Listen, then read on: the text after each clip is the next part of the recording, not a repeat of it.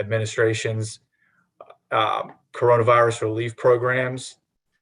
If you're not tracking, which I'm sure you probably are, but the Build Back Better challenge that's being offered by EDA is going to be a great opportunity for a massive regional project that I'm sure you guys have something in mind that would probably fit that bid.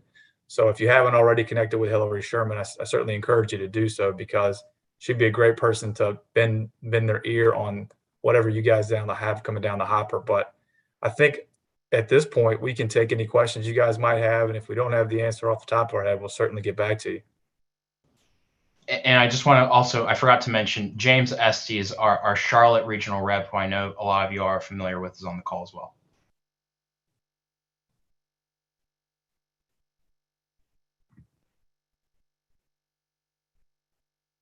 And while we're waiting for any questions, I do want to give a shout out to Leslie Mazingo. She's a great partner with us, keeping your priorities on our radar. She has a hell of a job keeping us up to tab.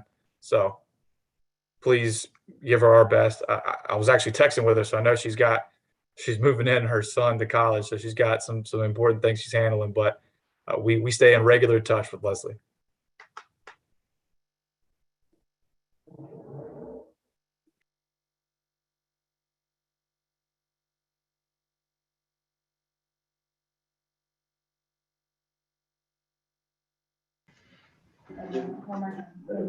Really appreciate the comments, because she also facilitates what goes on between here and Washington. So appreciate your comments regarding Leslie. She does work hard for us also. One thing I'll mention, guys, this is something that we try to really reiterate every chance we get a collective group like this together. And the senator echoes these same comments often. If you guys, your coalition is unique, and it's strong and it's large. And if there's ever an opportunity, one of your members is applying for federal resources, we know how competitive they can be. We want to support those efforts. So if it's something that Centralina is helping with, or if it's something that individual communities are doing on their own, if there's any chance to collaborate and use us as an advocate, please do. The senator makes no bones about it. If the federal dollars exist, we want to make sure they come to North Carolina. We can debate the merits of a given program another day, but if it's already out there, we want those resources. So please use us, lean on us, as well as your House of Representative members and Senator Burr's office. We appreciate that. This 9-county region is one of the most populous in the state, so definitely rely on you, Senator Tillis, and our other elected officials to help us out on what we have going on. I have a question. What opportunities for regions do you see in this infrastructure bill? Any opportunities? So that's a good question. There's gonna be a time where we're going to have to let the dust settle a little bit on some of these newer programs. So to put everything in context, this was a $1 trillion package. About half of that money spent will be new programs that don't exist. The other are going to be programs you're probably already familiar with, and those will be the traditional grant application type projects. As we need to get this thing passed, right? We need the House to move on it. They're coming back into session on the 23rd. I hope they take infrastructure as seriously as we do and move this bill so that the agencies that will be charged with getting those dollars out can build out those programs, because every day they delay just delays the process further. That's one thing that we're really harping on. We're hoping that the folks on the ground, people listening today, can reach out to their member of Congress and make sure that the folks in the House hear them, whether it's Congressman McHenry or Adams. They need to know that this thing needs to move, and the sooner that happens, the sooner we can answer questions like the one you just had on how exactly we get those dollars to you. North Carolina has long been known, or was long known, as the good roads state. I'm going back to the 1950s. Before a lot of us were ever born, but we knew that growing up. And as we got our driver's license and went on vacation and traveled the state, we are far from that now. So how is this infrastructure bill going to help us get back to that status? We hear complaints all over regarding our state and federal highways. Would this help get us back to where we once were? I certainly think it will. The investment alone that we're making on roads and bridges is historic. And you're right. I believe last I checked, North Carolina's got the second most paved roads in the country of any other state. And that means it's a lot to maintain. And NCDOT does a great job where they can, but the federal government's, I think, doing what they should step up in this case. And that's why Senator Tillis fought hard to get every dollar he got in there. And that's why our team, Andrew, spearheaded a lot of those efforts. So I'm optimistic that these resources will put us in a position that we haven't felt in a long time. It's going to be, but it's going to be a decade's worth of work. And you're right. I'm glad you mentioned how many miles of paved roads we have here, because you're right. We rank very high in the country in that category. A lot of us are going to be missing out on Powell bill funds if we're not already as the future goes on. So I hope this bill will also alleviate some problems, some issues that our local governments have regarding paving our streets and highways and roads. We hope that helps. How do you see electric vehicles affecting any of this with our roads and highways? I may be getting off the subject a little bit, but just curious regarding the upgrade of our many miles of roads. Do you see electric vehicles being a hindrance as far as not paying gas tax and things like that to supplement this infrastructure bill? Yeah, that's a good question too. And that's one thing that the senator and our team really debated. There's an argument to be made that electric vehicles are actually heavier in most cases than traditional gas motor vehicles, and that adds wear and tear on the road. And you're right, if you're not paying for gasoline, you're not contributing to the larger pot of money to restore those roads and bridges. So yeah, I think we'd like to see at some point, we fought for this, but it didn't make it into the bill. We'd like to see electric vehicle operators have to, pay their fair share, so to speak. But at least in the short term, that didn't quite make it into this piece of legislation. Understand. Thank you. Any questions for Senator Tillis' staff while they're on the line? Any questions from those here in the room with us or anyone that has called in? Kyle, this is Geraldine Gardner, the Executive Director of Centralina. Thank you so much for being with us tonight. I appreciate you making mention of the EDA's Build Back Better Regional Challenge. We're definitely looking into that and think it's an exciting opportunity. I just want to call your attention to a question that was in the chat from our delegate from Huntersville. So they were asking if the senator can do anything to ensure that the Colonial Pipeline spill in Huntersville is properly addressed in terms of cleanup and any potential damages and fines are paid in a timely manner. Not sure if you're familiar with this issue, but if you have any comments to that effect, that would be helpful. Yeah, no, I appreciate the question. And we have heard all about this issue. We've actually reached out to the agencies that have jurisdiction over this issue for a little more clarity on what they're doing, on what they know and when they knew it. And we're still in the information gathering stage at this point. We've got a team that handles environmental issues for us. I'm happy to, if whoever answered that or asked that question, or if anyone has questions on that, if you want to connect us with them, I can get them in touch with our experts on the environmental stuff on side, and then we can give them any sort of readout we've gotten on that.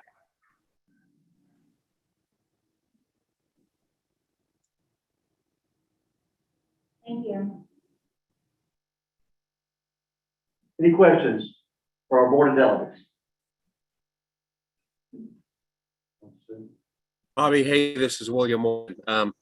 Not a question, but just a thank you and just a reaffirmation that the senator staff, Kyle, we appreciate Andrew. We really appreciate everything that you have done for Statesville. You are the hardest working guys in show business, and we do appreciate everything that you do. So a big thank you, and seconding what Geraldine said, thank you for being with us tonight.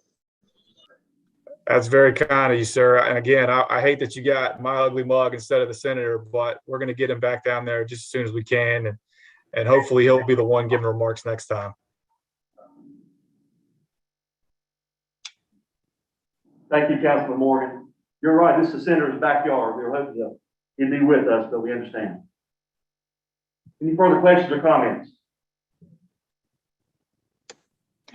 This is Mayor Alexander, and I would just like to also give our thanks for all the work that your office and Senator Tillis has done in getting the resources to our community.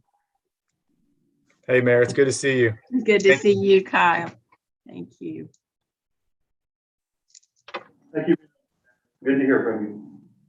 Anyone else? I see a question in the chat from Will about a good state resource who can provide the best guidance on using ARP dollars. And while I don't think we have a good sense on what state specific resources there are, I will say just loop us if you have any questions about ARP funding or the guidance, or you're unsure or need some clarity on eligible uses. Please reach out to Kyle and I, and we can track it down, see if you have a specific use that applies in your region or in your county or what have you. We can check to see if that might line up and get you a concrete answer. We can check in with our folks that we know over at Treasury. So please just send those our way if there isn't a good state resource available for you. Thank you, sir.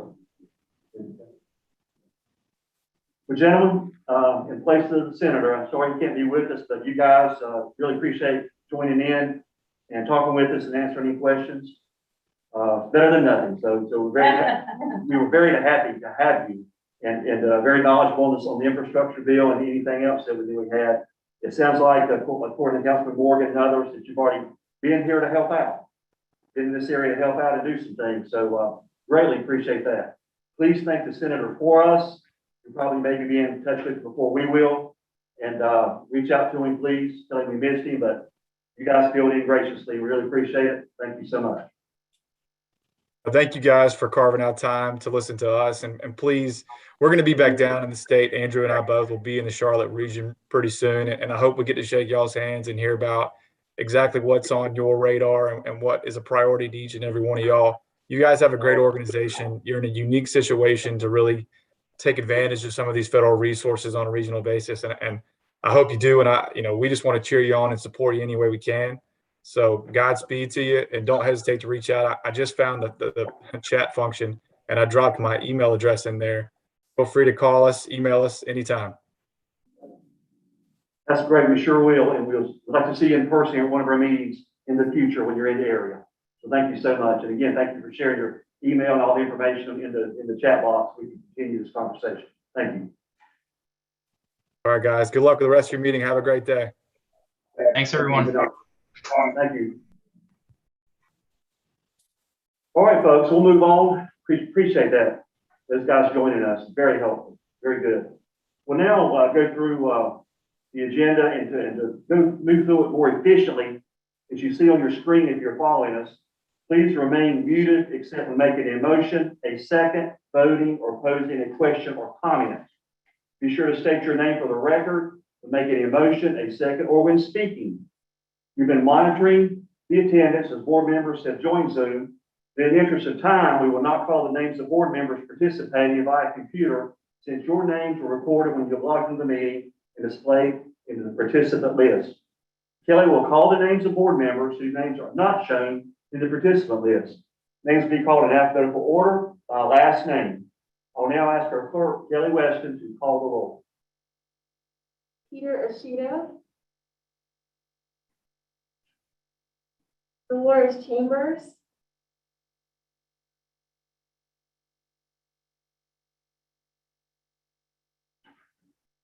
Kathy Davis,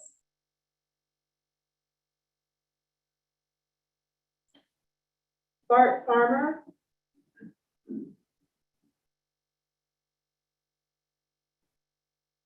George Harris,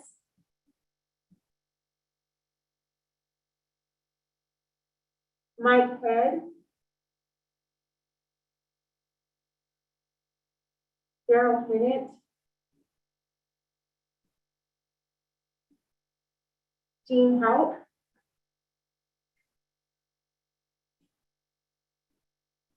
Andy Langford,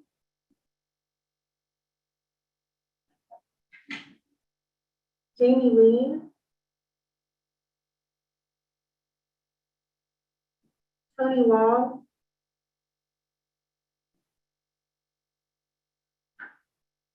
Ken McCool,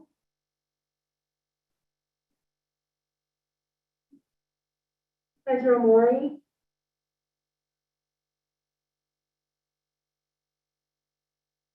Elaine Powell,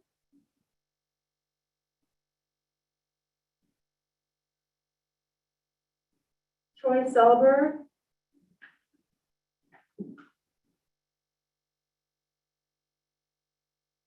David Williams,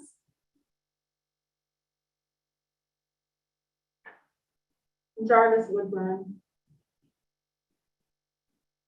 And again, if you did not hear your name called, it's because we can see that you have joined the meeting via the participant list. So based on that procedure, we do not have. We do not have a quorum. The only motion we were to have would be on the consent agenda. So for now, we'll just receive that as information when I get to that point. I would like to say I did receive a text from Commissioner Howe, Commissioner Woodburn, that they were unable to log in.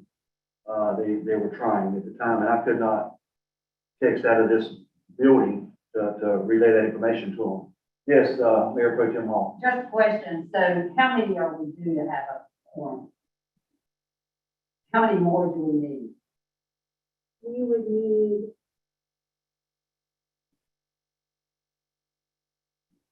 uh, 10 more, or we would need 4 counties. So 4 counties or 10 more cities, is that what you We had an unfortunate conflict with the county commissioners conference. said? That's right, the County Commissioners Association is going on Yeah, right it's now. going on in Wilmington, so that was. Oh, and we should have caught that, yep, we should have caught that, okay. Because I just sent one to the county commissioner, very good in there. Okay. We're sorry the county commissioners under center meeting in Wilmington, we were here. So we're sorry about that. Again, we do not have a quorum, but we just received anything else as information. I would now like to pause for a moment of silence, please. Everyone join me, please, in a moment of silence.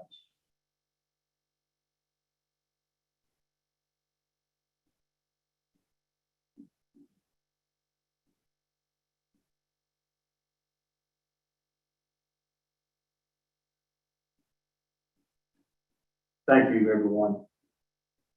Next is the consent agenda. I want to make some comments, please, on the bylaw amendment part of the consent agenda, just for explanation only. You should have in your packet or to follow along, please. Consent agenda includes bylaws amendment that is intended as a general cleanup with non-substantive formatting changes for clarity, consistency, and conciseness. It also revises the existing bylaws language to reflect current Centralina practices related to financial and budgeting processes, and board and staff roles and responsibilities. A summary of those changes, as well as a full draft of the amended bylaws are proposed, are included in your packet. So again, we'll take that as information. We will not have a motion on consent agenda or a second. And we'll move on. Any questions? Any questions before I move on regarding the consent? We'll go that far. Anybody has any comments or questions? Just explain briefly the simplicity of the bylaws, just clarifying some things. No comment, we'll move to item 3, the net beyond recommendations briefing. I'd like to recognize Michelle Nance, Jason Wager. Michelle, are you on line with us? Good evening. Thank you, Commissioner Compton. Yes, I'm here. In order to share screen, we will need the share screen to stop on y'all's end. But we really appreciate the opportunity to be here this evening to give you an update on Connect Beyond, a project you've been hearing about for a while that responds to the transportation needs expressed by communities from across the region. Tonight, we're going to provide a status update on the initiative and prepare you to take action on this item in October. First, I want to thank the delegates that have participated in the Connect Beyond Policy Committee meetings and the Joint Advisory Committee meetings. Your time is very valuable, and we appreciate your guidance and wisdom. And even if you haven't participated personally, know that your staff and stakeholders from your community have.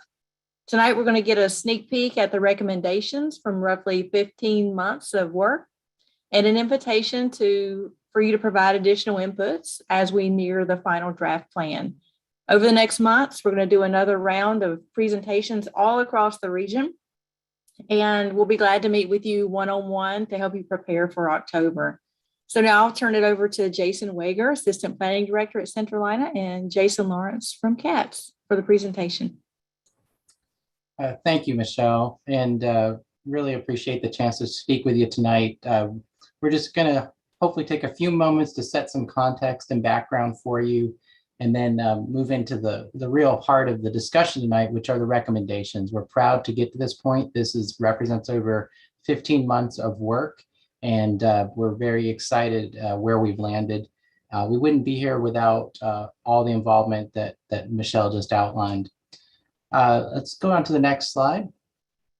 Just a quick reminder of our project priorities. These are probably not a surprise to you at this point. You've seen this slide before, but as a reminder, we know that we must do these things, have this vision if we're going to increase our region's economic competitiveness, have those choices for how we move around in place, have a viable, effective transit, public transit system, have that regional growth that we really want that's sustained, and advance equity opportunities around the region, and finally encourage environmental stewardship. These were all important items that the committee members pointed out early on. And as we look at a region that is around the size of the state of Connecticut, there's a lot of needs and a lot of interests. They vary and they are unique and they need to be honored. We've enjoyed several meetings, conversations, perspectives, and we'll talk more about those tonight. And that's what this plan is really serving, is that geography, 12 county region. The partnerships, for a lot of you, this should not be a surprise. A lot of you participated in Connect Our Future and what it called for.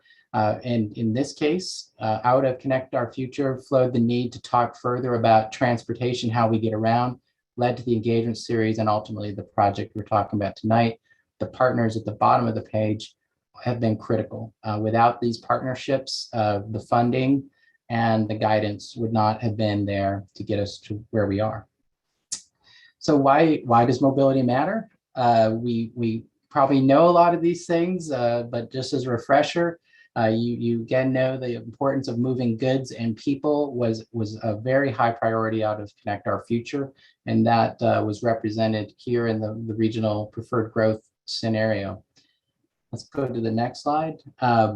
Growth is happening, and this is pretty much ubiquitous throughout the region. Everyone has experienced tremendous growth, and we know that it's all about our region providing access to reliable, efficient, well-connected transportation options is we want to preserve future economic competitiveness, resiliency, and really ultimately our quality of life.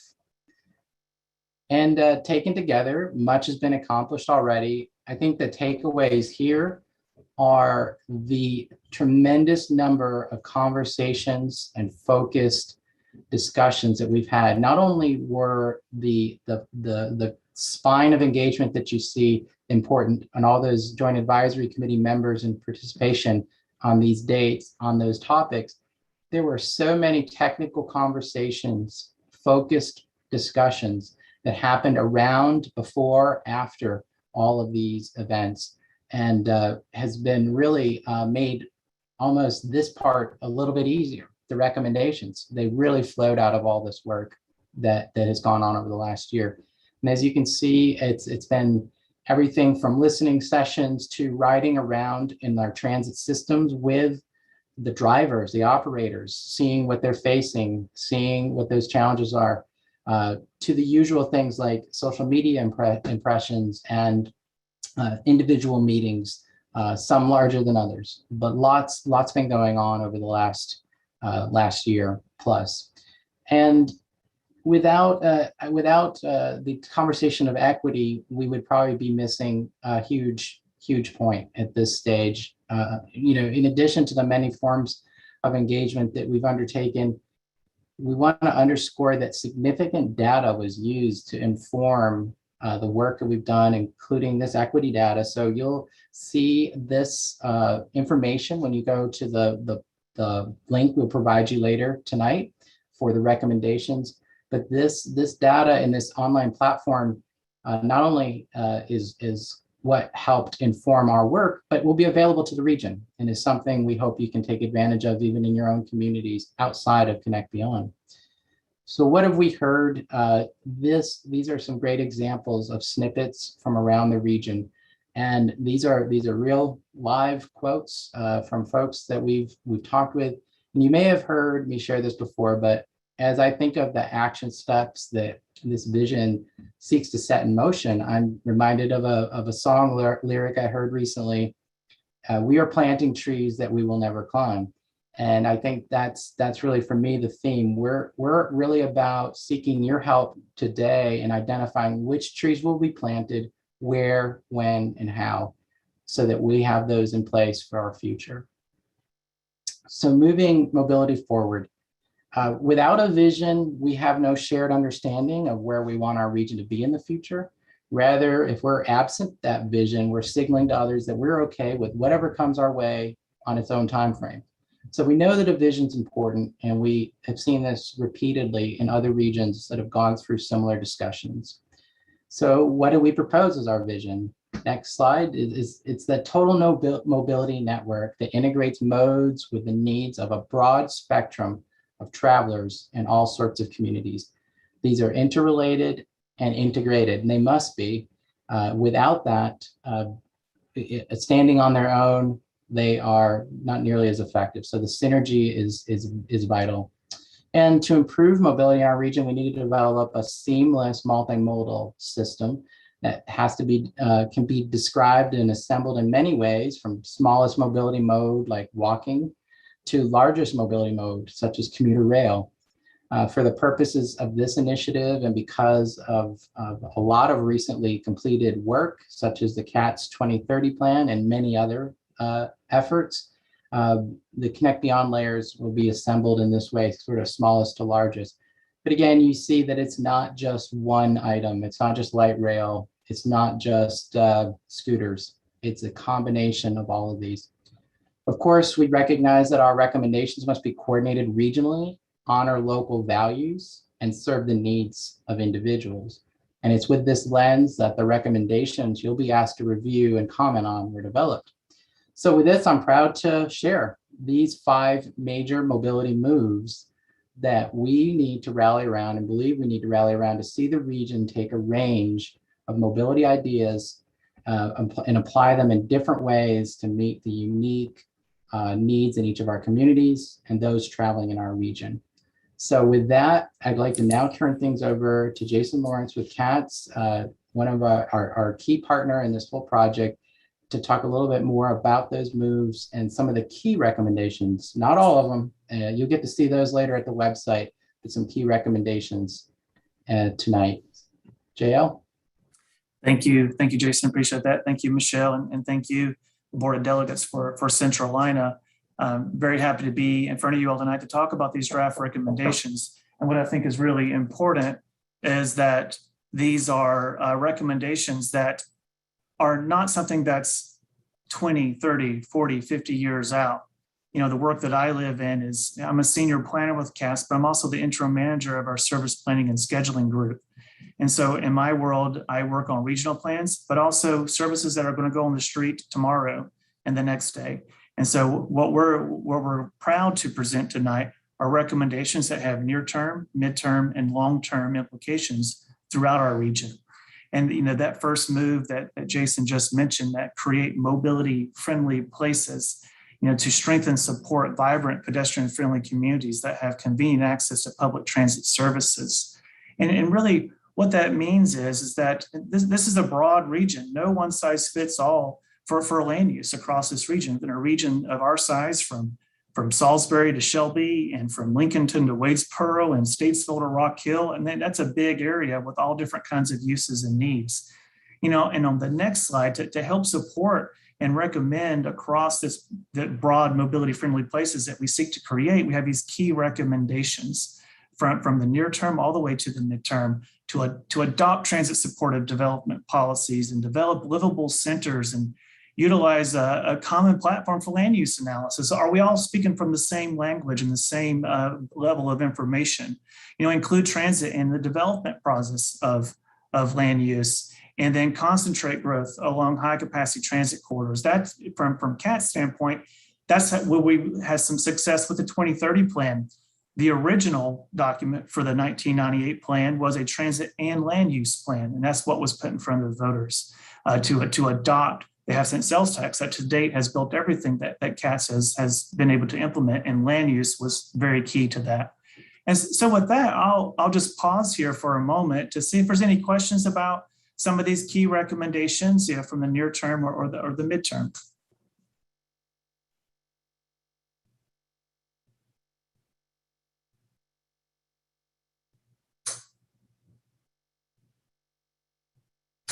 Okay, thank you. As you come to questions, feel free to put them in the chat. We can do questions to each of these key recommendations, and also, we can follow up with you all afterwards as well.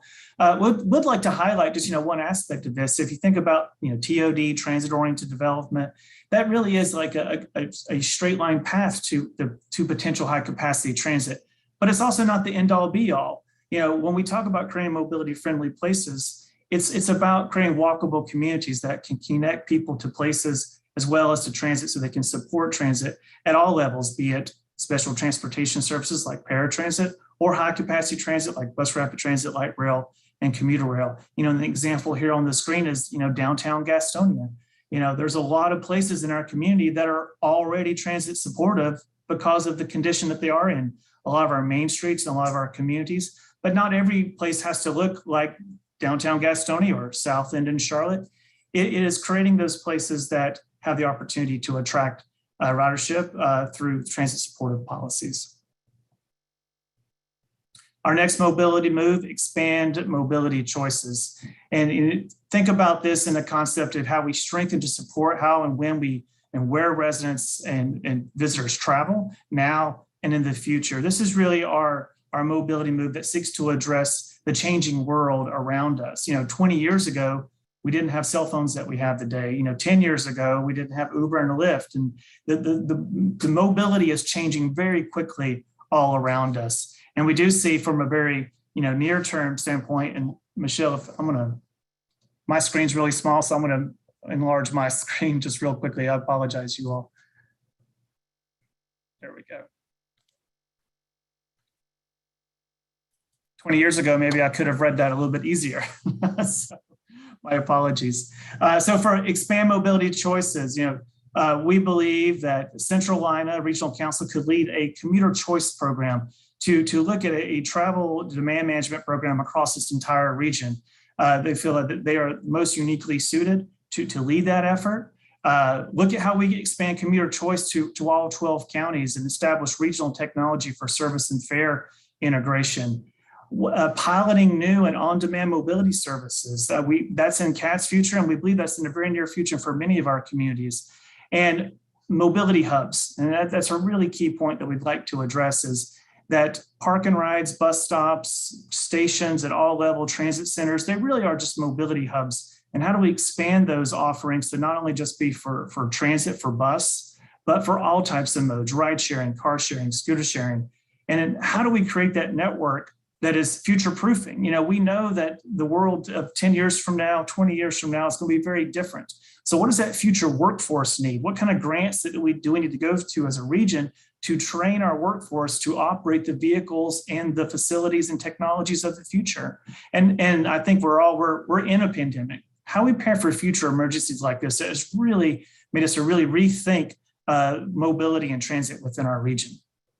And on the next slide, mobility hubs, these can go in all scales, but ultimately, how do we start collecting these types of ideas around places in each of our communities that has areas for bus boarding, charging and docking stations for electrical vehicles, ride sharing places, places for scooters and for bikes, car share. And then those could be scaled up to have parking as well. So we think it's important to develop these mobility hubs across the region. And on the next slide, you can see that we have, through our interaction with the transit agencies, jurisdictions and counties, we've designated some ideas of where these mobility hubs are. And they connect to the CATS 2030 transit system plan, our recommended high capacity transit corridors, we'll get to in a moment, but also our expanded Better Bus Network that we think is the gel that will really connect all these things together. So for this moment, I'll take maybe just a quick, any questions about the mobility hubs, future proofing, kind of those expanding mobility choices before we move on to strengthening rural to urban communities. Thank you, Mr. Lawrence. We have the Mayor Pro Tem Baltimore here has a question for you, sir. And I don't know if it's directed to him or to someone else. There has been a couple of mentions of referencing Connect Our Future. And there's also been a couple of mentions about Shelby or Cleveland County within this process. Knowing that Centralina is 9 counties, and also then knowing that with Connect, we went down south and went out west a little bit, how much further are we going outside the footprint of Centralina with this project? In other words, what other counties, the Centralina counties are involved? Michelle, Jason, you might want to take that. Yeah, sure. So Connect Our Future was 14 counties, and this project is 12. But in addition to the Centralina counties, what you'll see here is Cleveland County. And we often include them because the Gaston, Cleveland, Lincoln MPO as their transportation planning entity includes Cleveland. And so they are often involved in any transportation project that is regionally based. And then in South Carolina, the 2 counties that are highlighted are York and Lancaster, but it's only the urbanized parts of those counties that are part of the MPO down there, which is the Rock Hill, Fort Mill area transportation study area. And you can kind of see that right here, the Fort Mill, Tegakay area just south. So on the North Carolina side, it's really just the addition of Cleveland because of their incorporation into the MPO there, which is those 3 counties.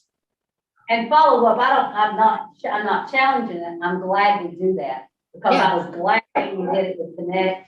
And I just think that it all works in. Because I think with Connect, we went 50 miles radius from the center city to get to those. I mean, that was 12 years ago we started that project. Thank you very much. Sure thing. And one thing about transportation, it knows no boundaries. And so we often have to look at the economic area for the region, which goes a little bit outside of our 9 counties. So thanks for the question. Thank you. And if you go all the way back to one of those slides that Jason talked about, the population that's coming to this region, where people seek to live may go further. So I think that, expanding that is certainly a key point looking at our growth. Next mobility move, strengthen those rural to urban connections. And what that is really strategies to improve mobility and transportation choices for those who choose to live and work in rural communities, because we all know that if you look at the data, the majority of our people who live in our area often work in another county. I think it's close to over half have that kind of relationship. And it's not all about Mecklenburg County. There's counties travel throughout, Union to South Carolina to the Ballantyne area, Lincoln to Cleveland, all around. There's movements all the way across. And so what this mobility move seeks to is to strengthen those rural to urban connections. Because if there's one thing that kind of binds this region together are those connections for medical trips, paratransit trips, human services trips, and the need all of our highways, all those connections are so important. So in the near term, we look at regional coordination and representation, like how do we are represented across those 12 counties and allow for more general public use trips and understanding how to better coordinate between all these different transit agencies and human services providers. Regional scheduling software, is it possible to schedule medical trips in a more comprehensive manner in between the different agencies and streamlining all the different services so that we develop more efficiencies, we think is very important to strengthen those rural to urban connections. And with that, I'll pause just for a moment to talk about, see if you have any questions about those. Any questions for Mr. Lawrence? Yes, sir. I have a question that relates back to what Marcus Sue said. Just going back, because that program was about 12 years ago, we started that. We had a growth pattern and some other things that we had projected at that time. How close are we tracking with that pattern off the Connect program? Were we right on? Were we above, below of the growth of the area and kind of things that have happened, and kind of where are we looking back from our projections for that? Yeah, Michelle and her team did some analysis on that. Michelle, do you want to provide the highlight? Well, I'll just say from a population standpoint, the growth is occurring, as you might expect, along these major transportation corridors. And so the Connect Our Future regional growth plan kind of illustrated that and showed that that was going to be, where growth would occur. Downtowns are growing just kind of as expected. And with this project, we actually built on that, the idea of those connected corridors, growth locally, but being connected regionally. And that's what those high capacity transit corridors seek to do. And then the mobility hubs actually are a way for communities to, build their downtowns, but be thinking about those transit and transportation connections while they do so. I guess to go a little further in terms of, issues in that have been identified in Connect Our Future and how those have transpired. We could talk about that kind of all night. But was there anything any more specifically that you were curious about other than where the population has gone? And by the way, some of the population numbers will be out from the census, the 2020 census, actually tomorrow. So we'll know more between now and the end of the year. But those numbers are continuing to roll out. Yeah, and I guess my question was basically on the, we had expected different areas to grow. And I just was curious if any different areas are actually growing faster, like if it's the Lake Norman area, or if it's over one of the other lakes, or whether it's Albemarle that we didn't project as much direction transportation to that we might have done to other areas, and whether some of those need to be adjusted along the way. Mm-hmm. Well, this project has been a good opportunity to make those adjustments by hearing from all the local government staff members. We're hearing about what's happening in Fort Mill.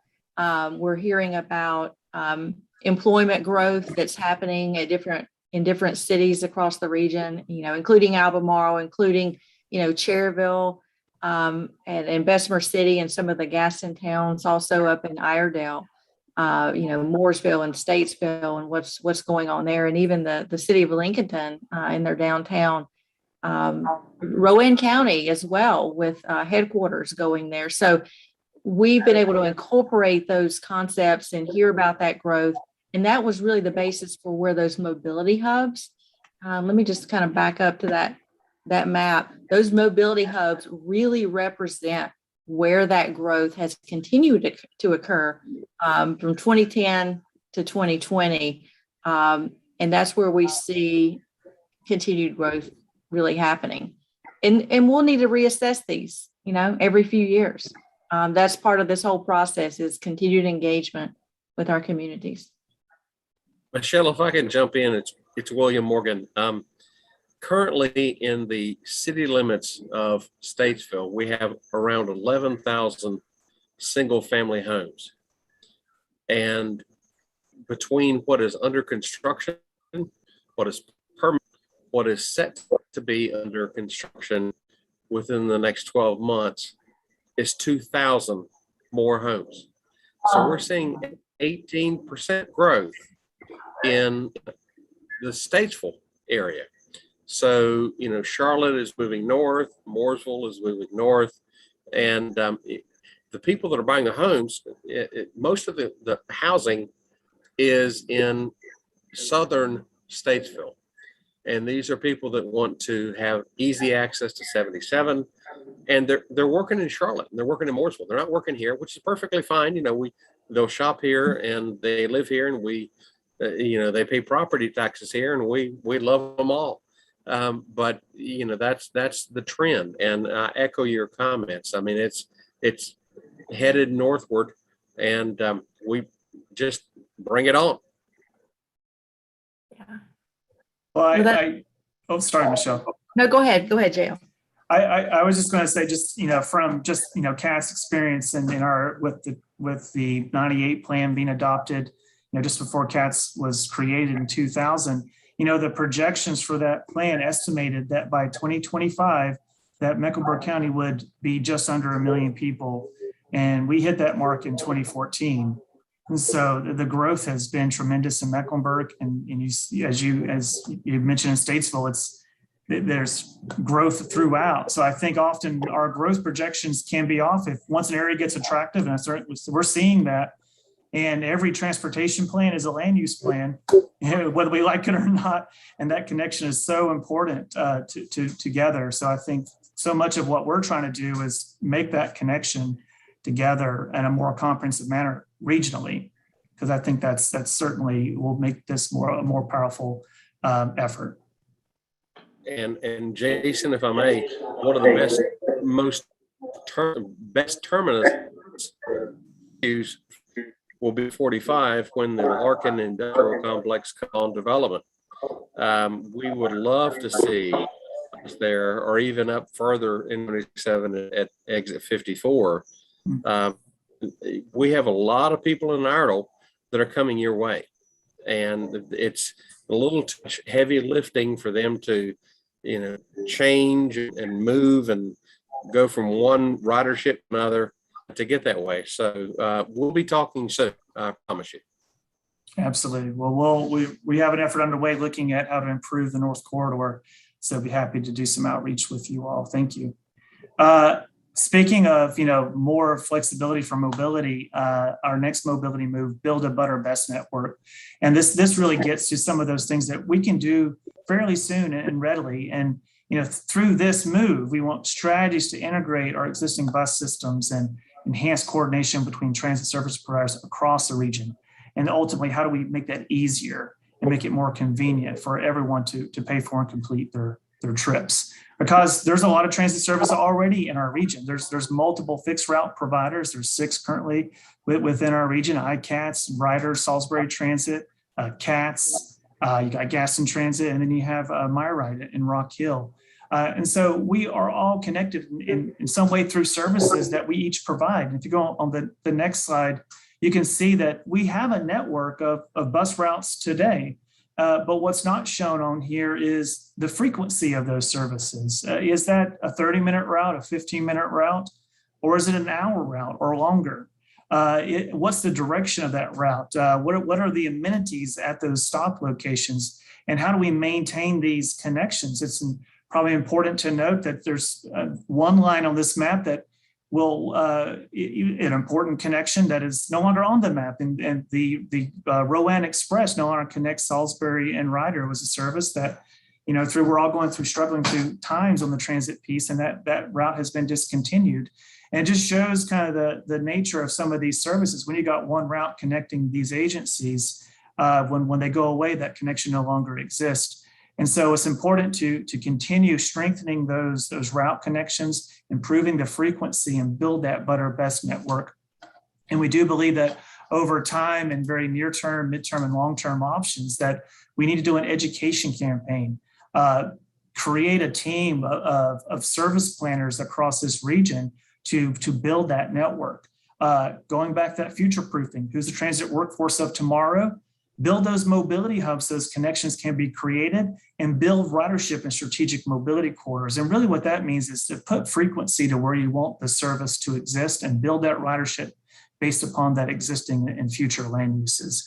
Very important piece of this effort is to build that better best network, use our facilities like express lanes and toll facilities that are being built to improve reliability and speed throughout the region. I'll pause here for a moment if there are any questions about the Build a Better Bus Network mobility move. Any questions for Mr. Lawrence from our delegates? I don't have a question. I have a couple of comments. Is that okay? Absolutely. Okay, so I was just going to say that I think, Gastonia does have a bus network. And so this is something that is especially important to us here in Gaston County and Gastonia. I think this high capacity transit is very important for us as far as economic growth. We're growing quickly, and it's a positive when developers or corporations come and they're looking to either start a business or expand a business. And of course, we need ways for some of our residents to have access to their jobs. For instance, I have 4 kids living here and 3 of them are working, and we don't have enough vehicles for everybody. One of them's working now in the university area, and one of them's working in Dallas, and one of them's working in, or probably going to be working in Charlotte. So we don't have enough vehicles for everybody. So, and nobody's going to the same place. So it's very important for us to be able to provide our residents with that access to jobs, and also education. And being a former teacher, education is important to me.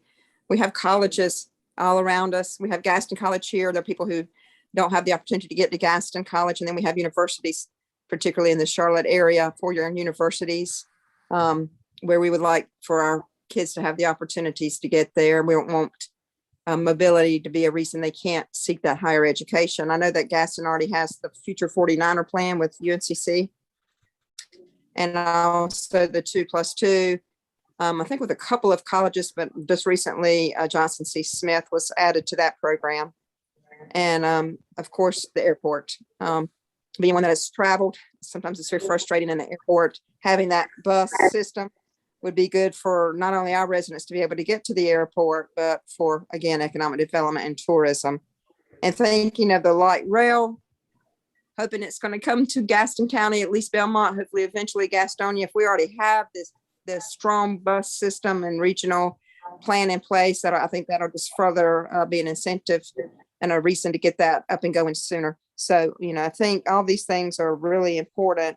And right now, with each system having their own fare system and their own apps and communication and time schedules, it makes it more difficult to get to the places. And we even have people in our county who can't get to services in Gastonia. Because, the hospital's in Gastonia, the courthouse is in Gastonia, social services is in Gastonia. So having some type of intergovernment work and a regional system, I think would definitely be a plus for mobility in our region.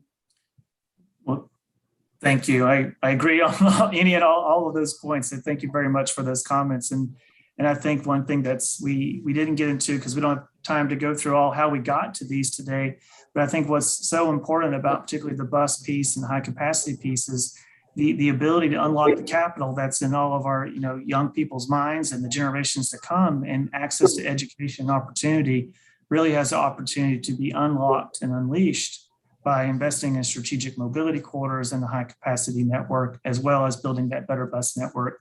And, in our last mobility move is, invest in those strategic mobility corridors. And, throughout this whole effort and through a lot of analysis, that equity framework that Jason showed earlier, we've analyzed and identified candidate corridors that could be high capacity for bus rapid transit, light rail, or commuter rail.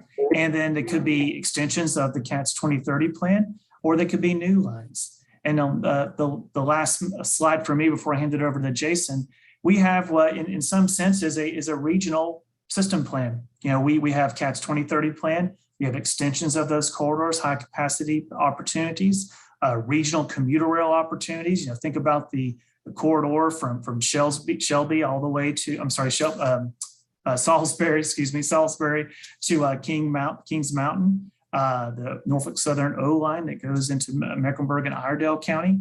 And then these, the Brookshire Freeway and Highway 49, 29, Highway 74, and Interstate 77.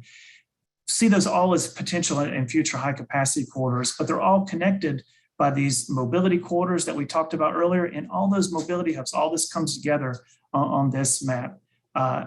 So with that, I'll pause. If there's any questions about high capacity transit, emerging mobility corridors, before I hand it off to Jason to talk about maintaining our momentum. Quick question. Yes, sir. In terms of the red line, one of the things that makes it difficult up here, I'm from Huntersville, is that my understanding is that Norfolk Southern still will not allow any sort of share on that rail line. And without them conceding the ability to share that rail line, we don't conceivably believe that the red line's coming. So any comments on that? Well, we did a system update a few years ago, and the Metropolitan Transit Commission, our policy board, adopted a North Corridor strategy for near-term investment at the stop level and improvements in routes in Huntersville, Cornelius, and Davidson. But we're seeking a midterm option to improve high-frequency transit on the I-77 express lanes, called our Metro Bus Rapid Transit Corridor. We're working on that now. Long-term, we still want to build a commuter rail line along the Norfolk Southern O-Line corridor, the Lynx Red Line. We continue to have those discussions with Norfolk Southern. I unfortunately don't have an update to where we are with those discussions, but their current policy is not to allow passenger rail in that corridor or directly adjacent to their corridor. And so that is something that will have to be resolved in order for the red line to be able to begin construction and start operation. But it is still a part of our long-range plan. We have not turned away from that, but we are seeking a more tiered strategy to improve service throughout the North Corridor. I'd like to concur with my colleague in Huntersville, because I'm from Mooresville in southern Iredell County. We have the same issues regarding Norfolk Southern's failure to allow that rail to be used. In fact, the rail between Mooresville and down in North Mecklenburg, it is never used. It's supposed to be a backup line, supposedly. It's never used, and it's very frustrating for us in North Mecklenburg and southern Iredell that cannot be used for another mobility choice. Thank you. Thank you. And like I said, we will continue to push forward, and hopefully one day we'll have a better update on that. But, we'll mention it. Mooresville is a part of our North Corridor BRT effort as well, and we are engaging with the town to improve mobility. With that, I'll hand it over to Jason to talk about momentum. All right, thank you, JL. And I'll try to move through these somewhat quickly. I know we've got other things on the agenda, but as you know, we wanted to after over a year and a half of work, share a couple of other things that are going on that are key to making this all possible. So we wanted to highlight some key recommendations on how we build on existing positive collaboration while developing confidence and trust in the shared responsibilities for a regional shared network. And so three major areas. First of all, is generate some priorities. Make sure we understand what we can carry out and when. And support unified education to promote mobility benefits. We hear that over and over, that until folks really understand what you are able to gain and what's in it for them, it's going to be a hard conversation to have, or a harder conversation. So that needs to be part of it. And then let's pursue a two-pronged approach for regional collaboration. In the near term, work together to build on existing agreements and make the most of what we have. And then in the long term, expand the work of the funding and partnership working group that convened over this past year and evaluate future regional partnership structures. And then when we talk about the near term, this sort of organizational chart format is, we thought, helpful to convey what would happen over the next 3 years, and at least be a focus point. And as Michelle said, this is a working draft. It's up for discussion and it will continually evolve. There's a lot that can be done in the very near term. We see a Connect Beyond implementation manager overseeing the implementation of the 5 mobility moves, and then being coordinated at that kind of second level down across lots of different folks. So transit implementation, regional planning, mobility choices, funding partnerships, that tier. CATS working with transit and transportation agencies in the study area seems to be a natural fit for the implementation coordination focus that's referenced on that left side. And then Centralina Regional Council could lead coordination of the regional planning and mobility choices. JL referenced some of those topics earlier, transportation demand management being one of them, and build on work that's already going on again in the region. And then finally, as the process continues, Centralina Regional Council and CATS working together to lead those activities on that far right box or column, around funding and partnership, really to help guide that region's work on those structures and policy development that's going to be so necessary. Most importantly, all this work would be done in coordination and alignment with you, all of our partners who play major roles in transportation initiatives. The leadership and support will be critical and necessary to being successful as we do the near-term implementation steps. And moving to implementing in the mid to long term, in order to accomplish these recommendations, we will need to come together as a region more collaboratively than we ever have before. There's no partnership structure currently in place that can support the implementation of our long-term recommendations, but there are many national models that we could adopt or look at. And we need to come together as a region to decide the best level of partnership that works for our agencies and achieves the greatest results for our residents and visitors. So without digging too deep in, you can see there are national models and there is a whole range of opportunities, and we've got to find what fits best for us. Again, this is not going to happen in a vacuum. This needs to happen collaboratively in a shared discussion. And then moving our momentum forward as we look at funding, always a big topic. We heard about these major recommendations from the Funding and Partnerships Working Group. Still, again, building on existing collaboration and commitment to implementation over time.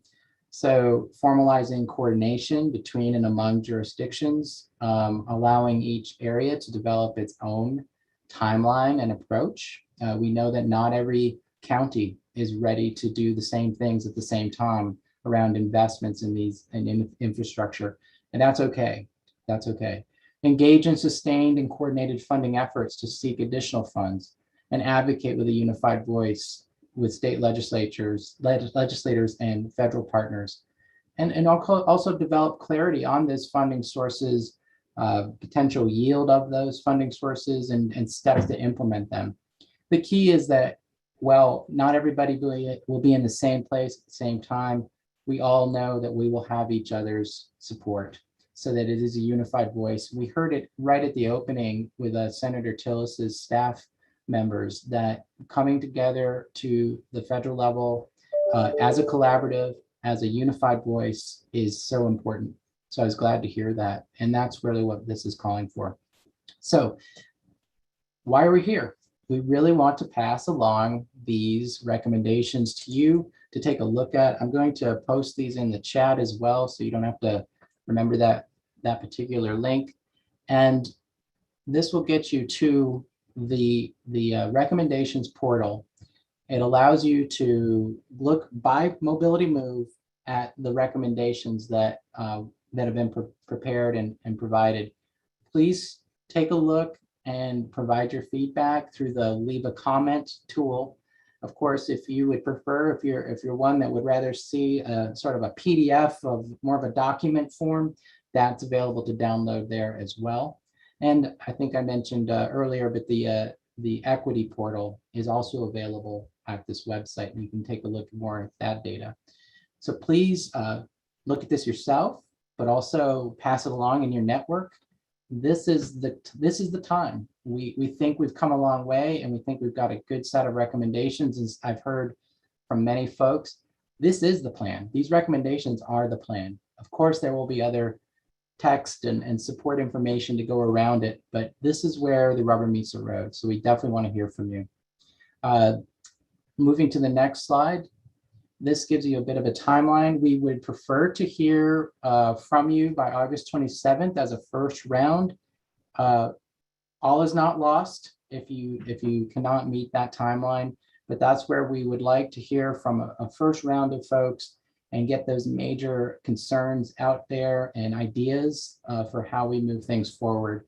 And from there, we would move along through September, somewhere around September 1st, give or take. That is a flexible date. We'll add to the mix a additional executive summary or draft plan release along with these recommendations.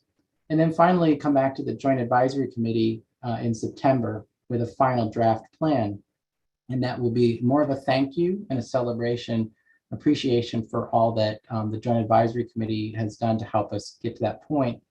At that stage, we will move things towards adoption or some sort of endorsement, depending on the board's pleasure, in October. So that would both be planned right now, the Centralina Regional Council Board and the MTC CATS's policy board, the Metropolitan Transit Commission. So those are kind of the big steps coming up. Your role is critical.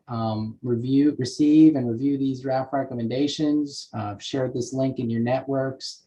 Provide your feedback. And then let us know if there are other agencies or groups or individuals that would either benefit from a presentation, maybe just a conversation, maybe a simple email follow-up with a little bit more detail. Our project team and partners are already scheduling these meetings, and we're happy to do anything, reach out any further throughout the summer and connect with others that you especially can direct us to. So finally, thank you. We again anticipate bringing this back to you in October. Certainly happy to entertain any questions after you see the general project email, but certainly can reach out to Michelle or myself as well directly. Thank you for championing these ideas, this initiative. It's so critical.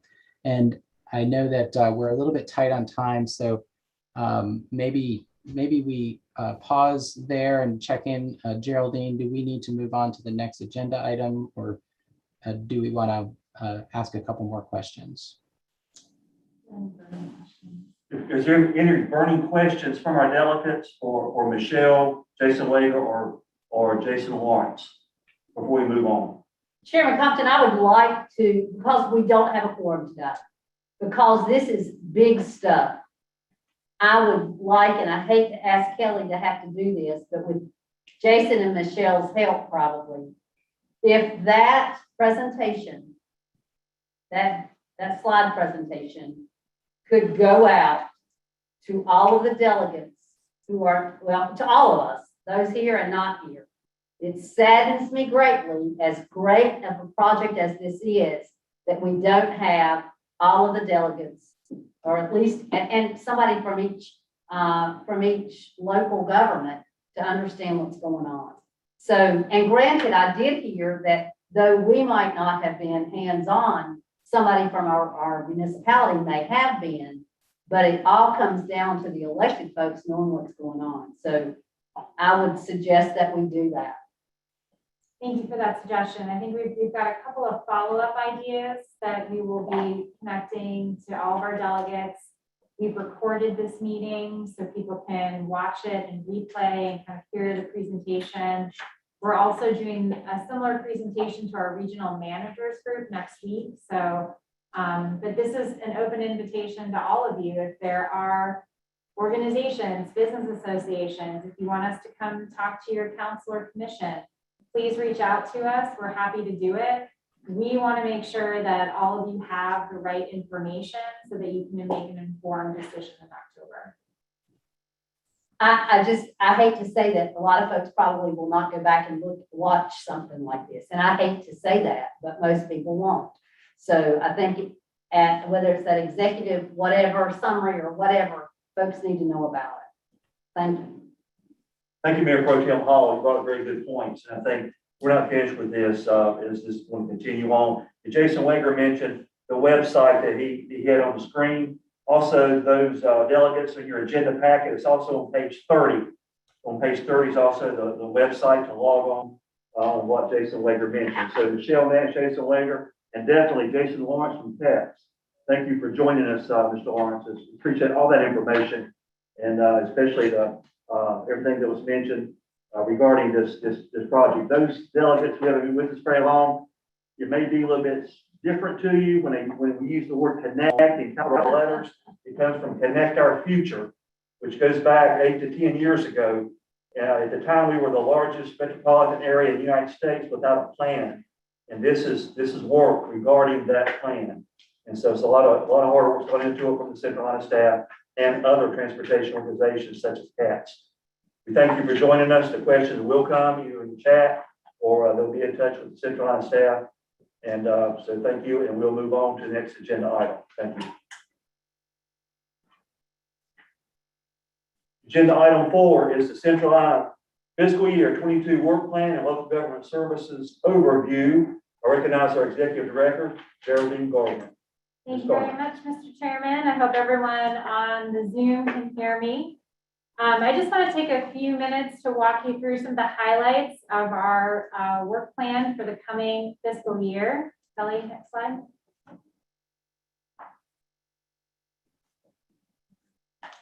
So just as a quick summary, we have a very robust agenda ahead of us for this fiscal year. We have 8 regional goals that we're working on through this work plan for a total of 138 different tactics or activities that we're going to be investing our time and resources in across all of our departments. Just as a reminder, this is the last year or the 3rd year of our current strategic plan. So you'll be hearing later tonight about some of our efforts to refresh and create a new strategic plan. And we've actually added an 8th goal in this year's work plan to help us define those activities. Next slide.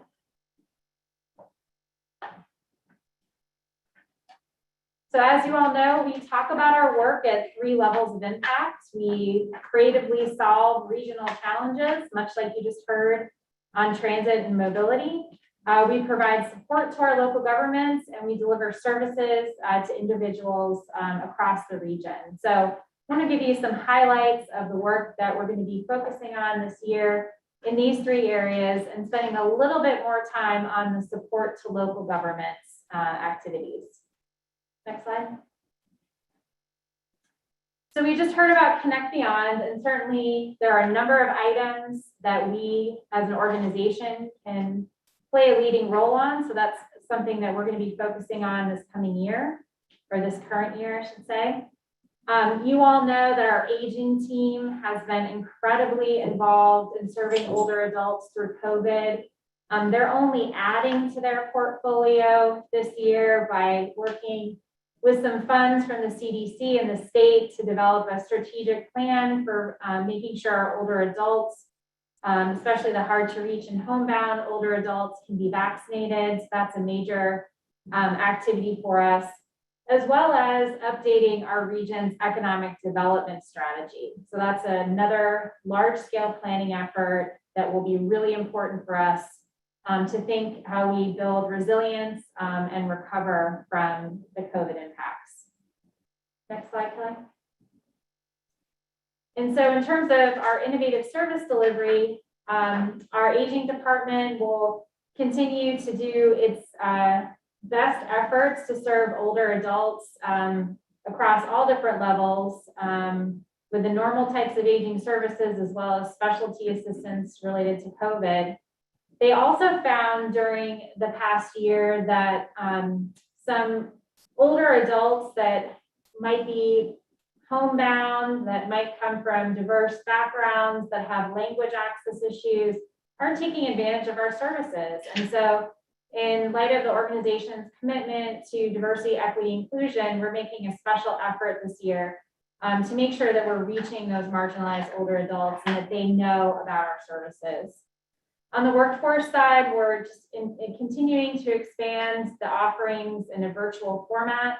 And David and his team are doing a great job keeping our career centers open and trying to get folks back to work. Next slide. So just spending a few minutes talking a little bit in more detail about our support to local governments.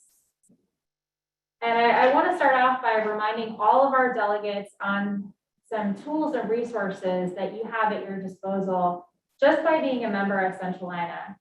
So we have an incredible amount of information. We launched last year a member portal on our website. We're actually redesigning that because we have so much content that we want to make it easier for you to search. We have a lot of data, especially with the census that will be, the census results that will be released.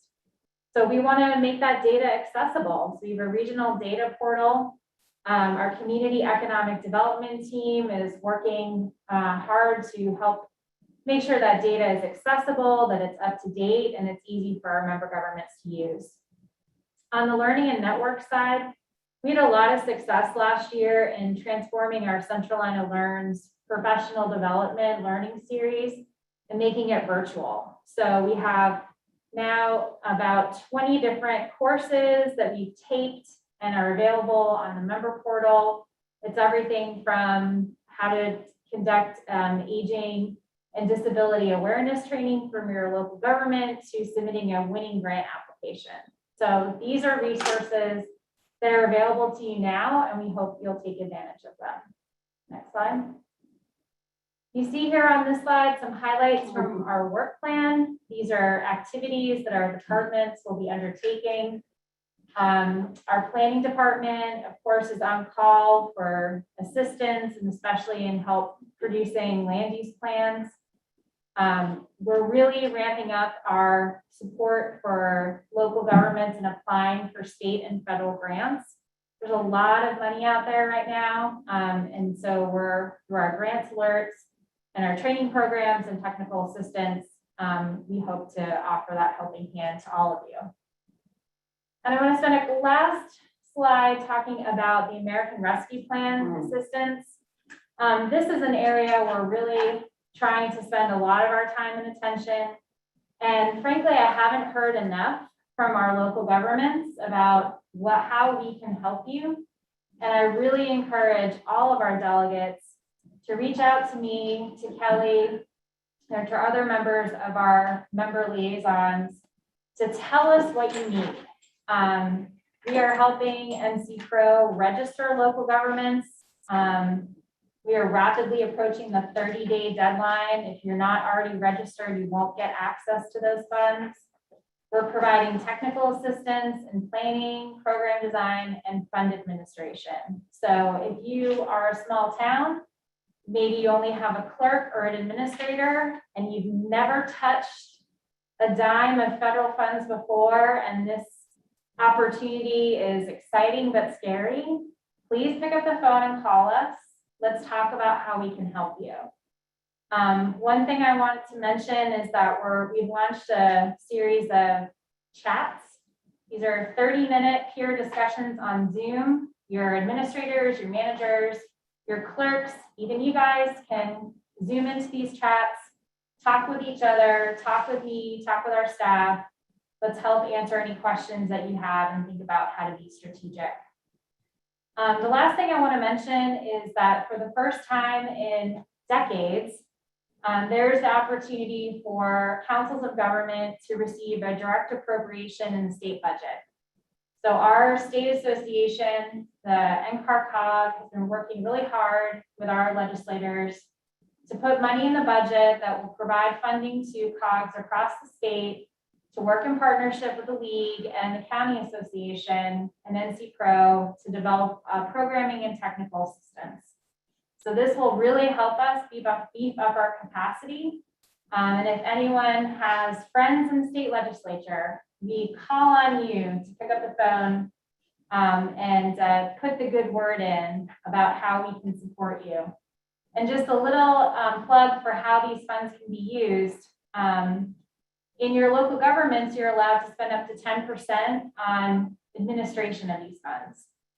If we were to get this funding from the state, we wouldn't have to charge our local governments to help provide technical assistance.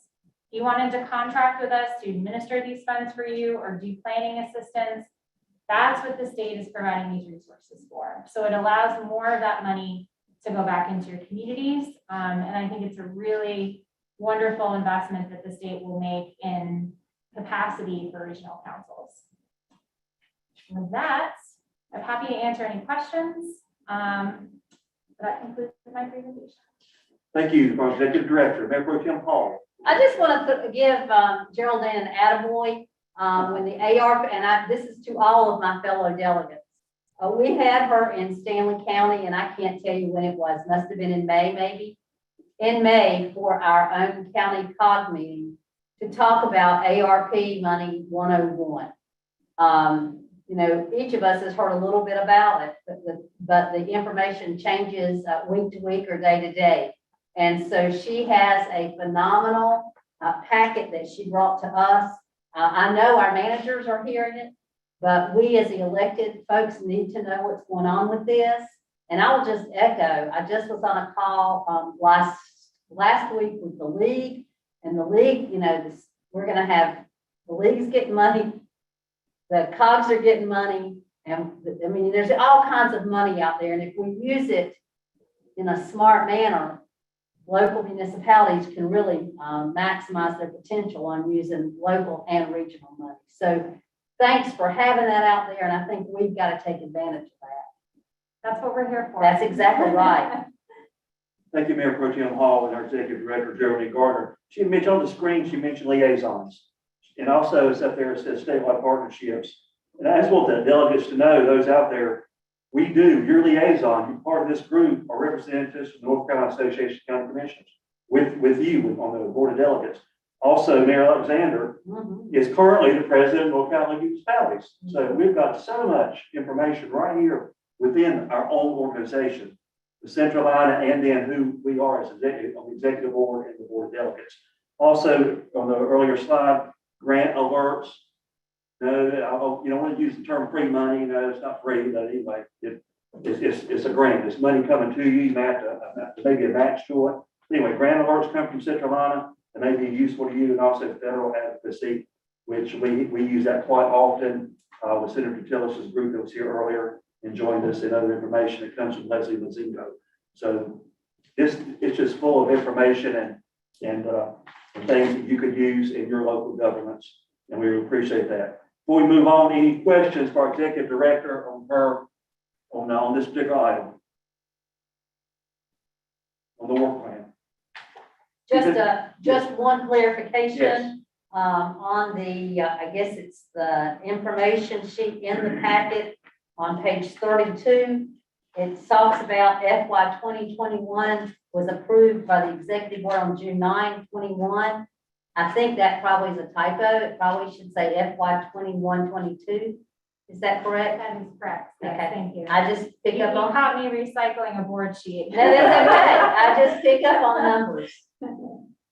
Thank you, Mayor Pro Tem. Also in that same paragraph, what we do or what you do on this work plan guides the work for the Centralina departments in alignment with the 3-year strategic goal.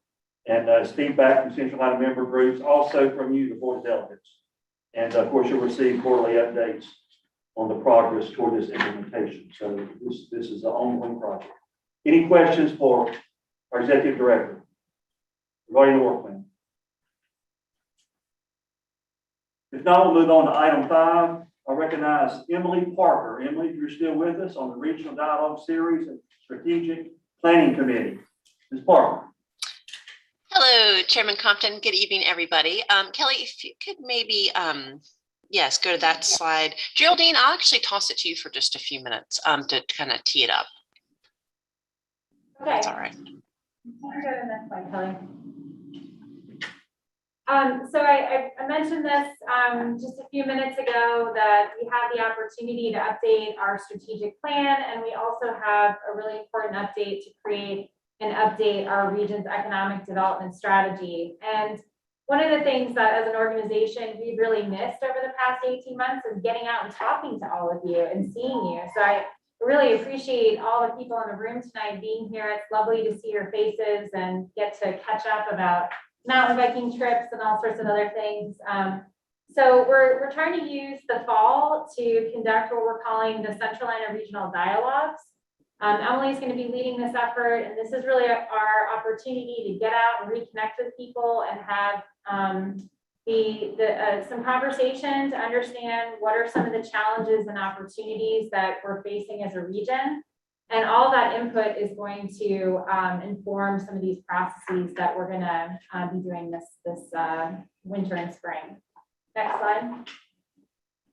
So this is just a quick overview of the process. We're going to do a survey in the fall. We're going to come out and talk to people in focus groups. We're going to collect all that information and understand what the insights were. form our region's goals, and then feed that information into the strategic planning process, as well as the comprehensive economic development strategy. At the June executive board meeting, the chairman established an ad hoc subcommittee that will guide this process. And so I'm going to turn it over to Emily to talk about the subcommittee. Thank you, Geraldine. Kelly, if you could go to the next slide, please. Thank you. So our ask of y'all this evening is to consider whether you would be interested in joining this ad hoc subcommittee. We're envisioning this group would be together for approximately 6 months.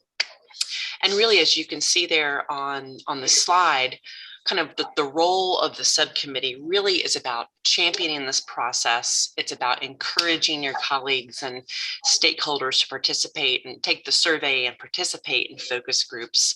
It's about helping us look at and interpret survey data and engagement findings when they come in. And it's about a little bit of helping to present information back to your colleagues on the Centralina board and the Centralina executive board at a couple of opportunities in the next few months. And also it's really about looking ahead and setting the framework for Centralina's next 3-year strategic plan that would run from FY23 through FY25. Kelly, if you could go to the next slide, please. So this is a sketch as of right now, what we're thinking about in terms of time commitment. So starting probably in late September, we would have our first subcommittee meeting. October, we're envisioning, the launch of focus group meetings. So there would be probably no formal subcommittee meeting in October. November, an ask would be for the group to help come back and present some preliminary findings to the Centralina Executive Board. We're thinking of having a second meeting in December, and then you can see in January and February, having subcommittee members help present information back to the executive board and then to the board of delegates in February. And at that February meeting would really be a pivot towards looking ahead at vetting priorities that would go into the strategic plan. So Kelly, next slide. So we are looking for 5 or 6 brave folks. We know y'all have a ton on your plate and limited time. So we're envisioning this process and your involvement to be very streamlined, efficient, yet engaging, and also maybe even a little bit of fun, who knows? So if you're interested in this type of work, to be in this group for a few months, please let me know. I'm Emily Parker. My email address is listed there on the slide. It would be great if we could hear from folks by next Friday, the 20th. So please let me know. If it's easier to email Kelly or Geraldine, please feel free to do that as well. Thank you for your consideration, and do let me know if you have any questions. Any questions for Emily? Emily Parker on the line, or Executive Director, Geraldine Gardner, or myself? Any questions?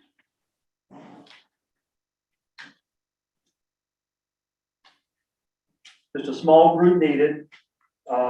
If Emily does not hear from anyone by the 20th, then I get to pick people. That's right. So thank you, Chairman Compton. It's great to see everybody. So I'll turn it back over to you. Oh boy, if Emily doesn't hear from you, you might get picked. So no, it could be a fun time, and we want to pick some subjects, whether it's environmental, just anything that's important to you, subject matter we can work on, deal with, look into, have fun with. You see, there's a timeline, the meetings. We're not meeting that often. It's just getting together and working and coming up with a plan. But anyway, keep that in mind. Look over your agenda pack in the background, the basis of the recommendation, so on. Any questions, let Emily or Geraldine know, and we'll continue on. Okay. Now, we'll move on next. We're pretty much almost right on time. Comments from the Board of Delegates and the Centralina staff. Any comments from anyone? Anyone on the line with us, whether it's Zoom or call in? I got the agenda, I don't know. No, I don't know. We're good. I got so many papers, I'm confused. Mayor Pro Tem I Hall, wasn't gonna say a word tonight, and that's what I told you when I I've got here. noticed that. But I do ask questions that other people want to know the answers to. You're right, go ahead. Okay.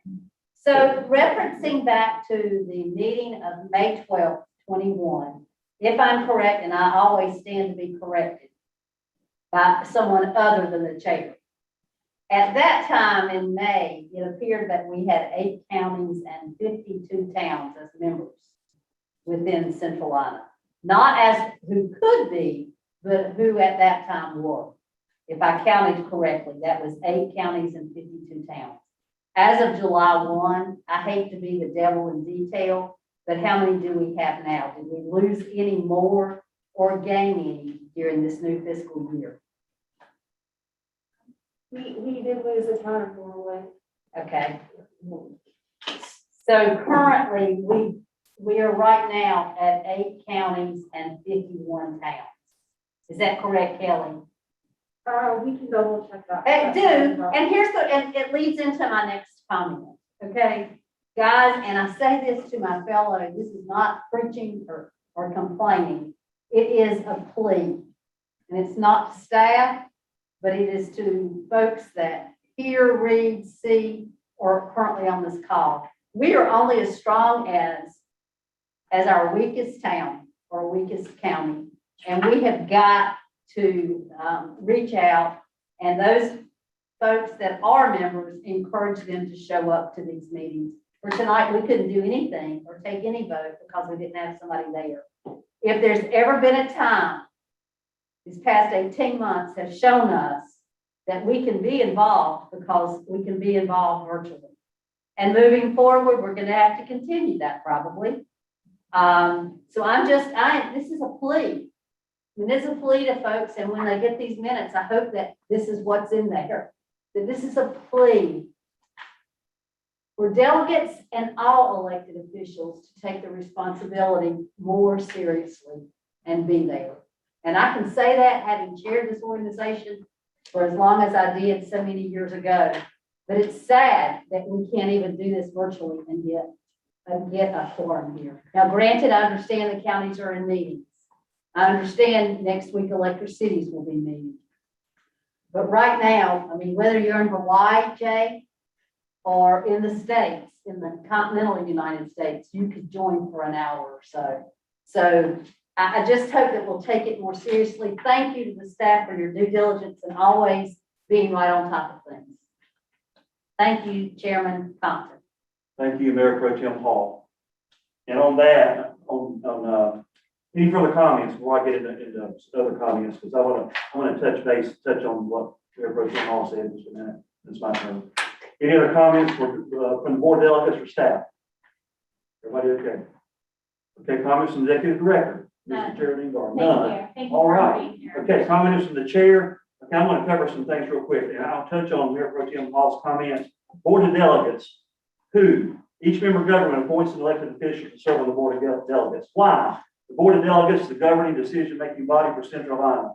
When? The board of delegates meets 4 times a year. That's all, 4 times a year. Leadership. Board of delegates selects officers from the board's membership to serve as chair, vice chair, secretary, and treasurer. Appoints members to serve on the executive board. These appointments are made in February meeting, and there are subcommittees like finance, regional transit plan, etc.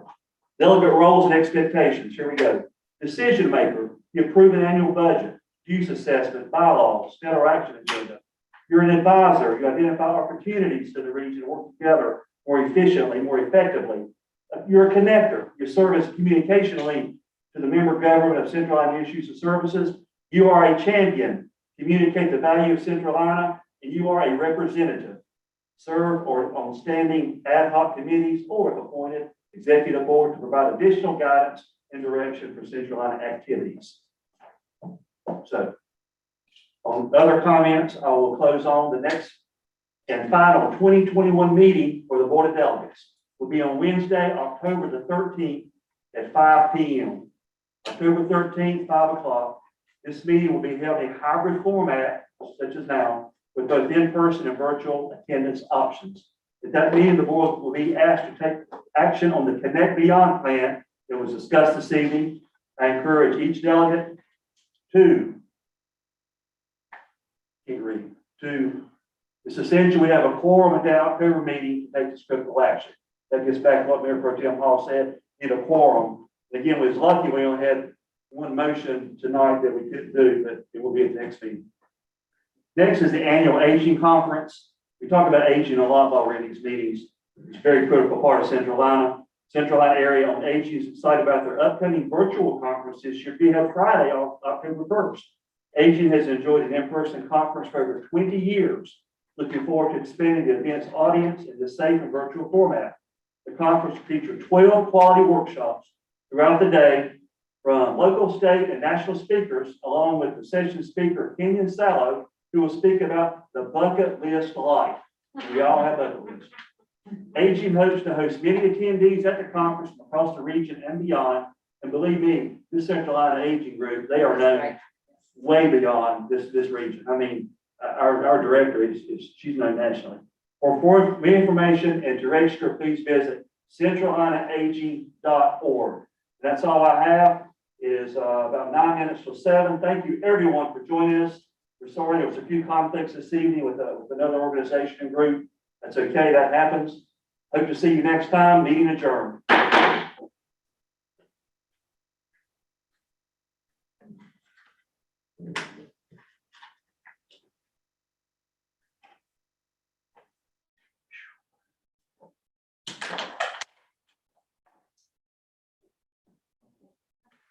I'm waiting.